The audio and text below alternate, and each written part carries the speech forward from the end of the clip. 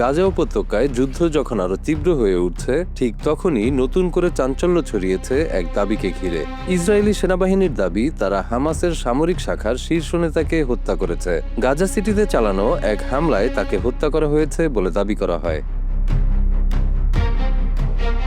Israeli সেনাবাহিনী জানিয়েছে, তারা হামাসের সামরিক শাখার শীর্ষ নেতা ইজ আল দিন আল হাদ্দাদকে হত্যা করেছে। শুক্রবার গাজা সিটিতে চালানো এক অভিযানে এই ঘটনা ঘটে বলে দাবি করা হয়। ফিলিস্তিনের গাজায় হামাসের সামরিক শাখার প্রধান ইজ আল দিন আল হাদ্দাদের স্ত্রী কন্যা সহ নিহত হওয়ার কথা নিশ্চিত করেছে সংগঠনটি। এর আগে বিমান হামলা চালিয়ে এই হামাস নেতাকে হত্যা করার কথা দাবি করেছিল ইসরায়েল। পরে এক বিবৃতিতে ইজ আল দিন নিহত হওয়ার ওই দাবি নিশ্চিত করে ফিলিস্তিনি স্বাধীনতাকামী সংগঠনটি। আল হাদ্দাদকে গাজা উপত্যকায় হামাসের আল কাসাম ব্রিগেডের অন্যতম শীর্ষ সামরিক কমান্ডার হিসেবে বিবেচনা করা হতো। চলমান যুদ্ধ পরিস্থিতিতে তিনি সংগঠনের সামরিক কার্যক্রমের নেতৃত্ব দিচ্ছিলেন বলে দাবি করা হচ্ছে। গাজা জুড়ে ইসরায়েলি হামলা ও সামরিক অভিযান অব্যাহত থাকাকালেই এমন এক দাবি সামনে এলো। ড্রোন হামলা, নজরদারি কোয়াডকপ্টার এবং স্থল অভিযানের মাধ্যমে অঞ্চলটির বড় অংশে নিয়ন্ত্রণ প্রতিষ্ঠার চেষ্টা চলছে বলে বিভিন্ন প্রতিবেদনে বলা হচ্ছে। এর মধ্যেই মানবিক পরিস্থিতি নিয়েও উদ্বেগ বাড়ছে।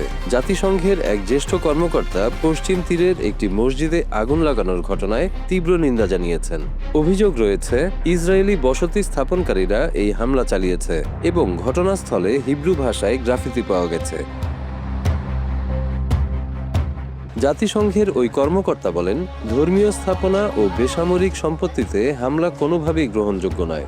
এসব ঘটনা স্থিতিশীলতা, মানব মর্যাদা এবং ধর্মীয় স্বাধীনতাকে ক্ষতিগ্রস্ত করছে। তিনি দ্রুত ও স্বচ্ছ তদন্তের আহ্বান জানান এবং দায়ীদের জবাবদিহির আওতায় আনার দাবি করেন। এদিকে সিরিয়ার দক্ষিণাঞ্চলীয় কুনাইত্রা প্রদেশেও ইসরায়েলি সামরিক বাহিনীর প্রবেশের খবর পাওয়া গেছে। স্থানীয় সংবাদ মাধ্যম জানায়, কয়েকটি সামরিক যান গ্রামে ঢুকে তল্লাশি চালায়, তবে কোনো গ্রেপ্তারের ঘটনা ঘটেনি। অন্য একটি ঘটনায় কয়েকটি ট্যাঙ্ক সীমান্তবর্তী এলাকায় অগ্রসর হলেও পরে সেখান থেকে ফিরে যায় বলে জানানো হয়েছে। ফলে সীমান্ত অঞ্চলে উত্তেজনা ও নিরাপত্তা পরিস্থিতি আরও জটিল হয়ে উঠছে।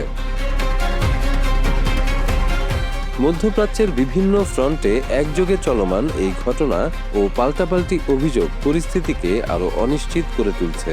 যুদ্ধ, দখলদারিত্ব ও সহিংসতার এই ধারাবাহিকতা কবে থামবে তা নিয়েই এখন বড় প্রশ্ন থেকে যাচ্ছে।